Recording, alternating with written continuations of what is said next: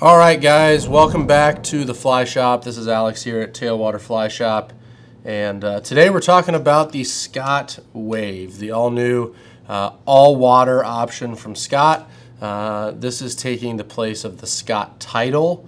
I know the Tidal's been discontinued for a little while, but this is kind of stepping into that void. So this is going to be an all-water, saltwater rod starting in a 6 weight with a fighting butt all the way up to a 12 weight. So all these rods are going to come in 9-foot, 4-piece options, but the difference on this rod really with the other saltwater option in the sector that they have is going to be the price. So Scott's calling this their mid-priced rod. This rod retails for $675.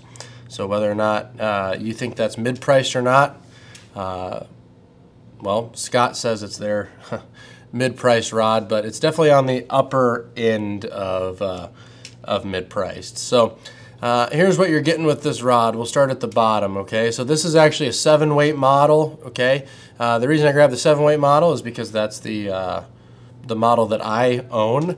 I use it for light saltwater stuff, a lot of red fishing, walking the beach for snook, those sorts of things that we do up here in the Tampa Bay area.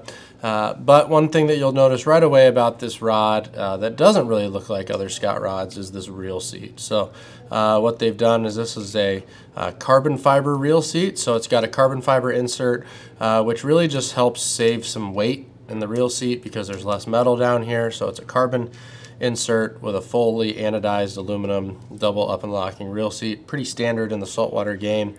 And then it goes into their cork grip, which this grip is a little bit different shape than the sector. The sector is a little bit thicker up here because it is just a saltwater specific rod. This is an all-water rod, so they give it a little bit different shape up here, just something that everybody's going to be a little bit more familiar with.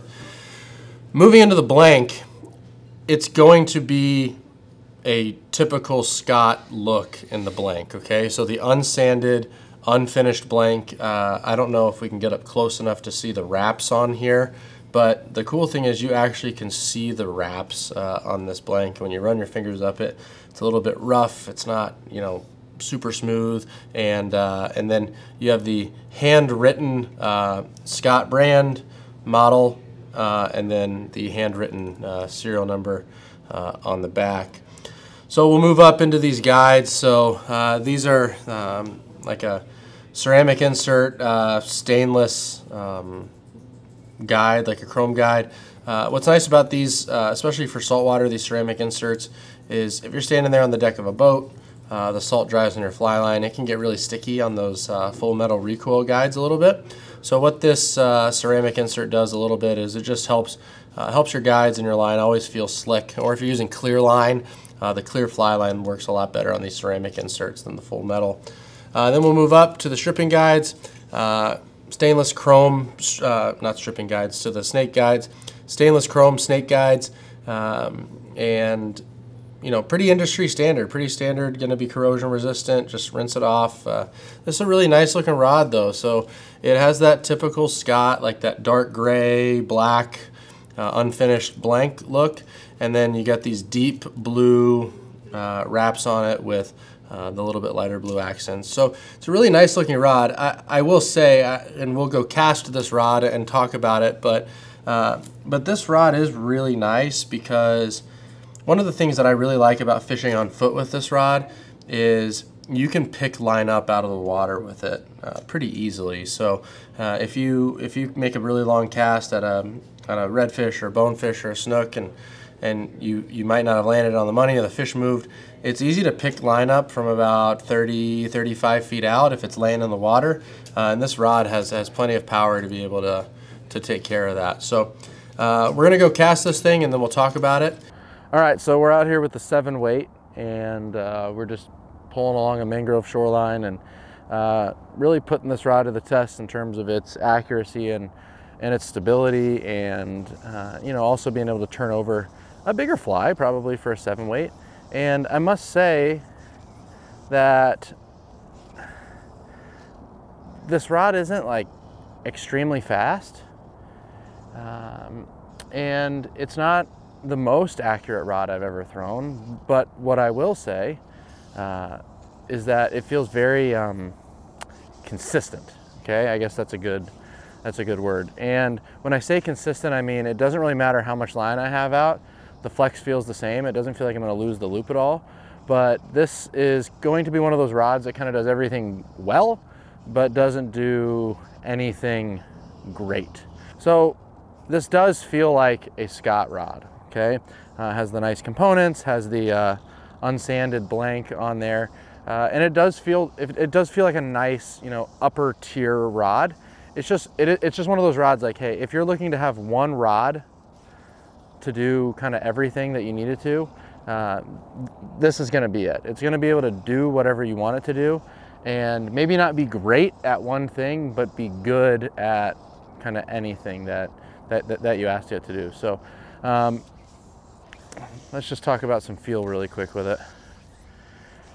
It is definitely more on the full flex side of things.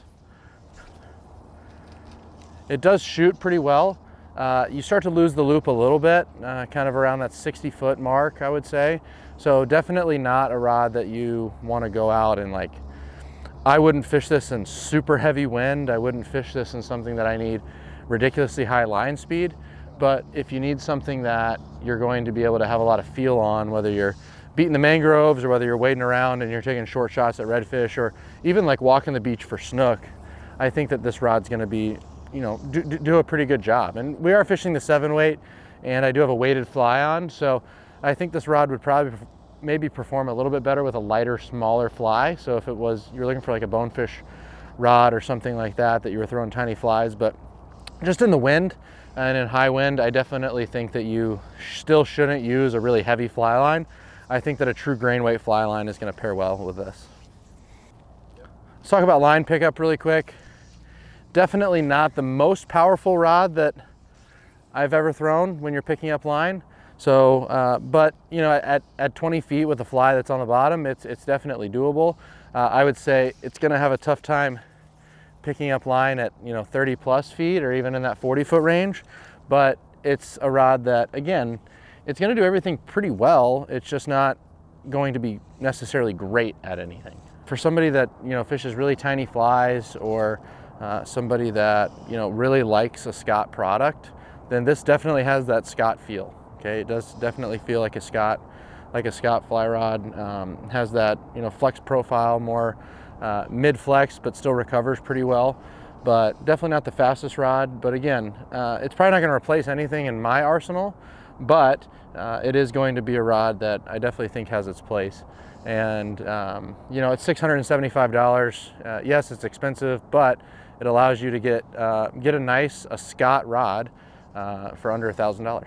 So let us know what you think. If you've thrown one before, if you want to, come into the shop and we can, you know, we can have you throw one. We can get one lined up for you, and let us know what you think. Is Scott products worth it? Is $675 too much for a mid-price rod?